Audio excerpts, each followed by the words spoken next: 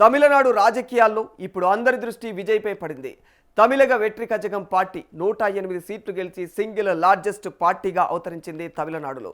కానీ ప్రభుత్వ ఏర్పాటుకు కావాల్సినటువంటి 118 సీట్ల మెజార్టీని అందుకోలేకపోయింది. దీంతో మరో 10 సీట్లు అవసరం ఏర్పడింది. మరి ప్రభుత్వ ఏర్పాటుకు విజయ్ ఎవరితో చేతులు కలపబోతున్నారు? 10 సీట్ల కోసం ఎవరి దగ్గరకు వెళతారు? ఇప్పటికే విజయ్ డిఎంకే మరియు బీజేపీలతో చేతులు కలిపే అవకాశమే లేదని స్పష్టం చేశారు. సో డిఎంకే కాదు, బీజేపీ కాదు, మరి ఎవరు? ఇప్పుడు మిగిలిన సీట్ల కోసం ఎవరితో కూటమి కుదురుస్తారు అన్నది ఉత్కంఠంగా మారిపోయింది.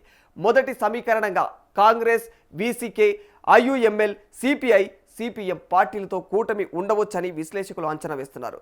ఇక రెండో సమీకరణంగా కాంగ్రెస్, పిఎంకే, సిపిఐ, సిపిఎం, ఐయుఎంఎల్తో అలయన్స్ అవకాశం కనిపిస్తుంది.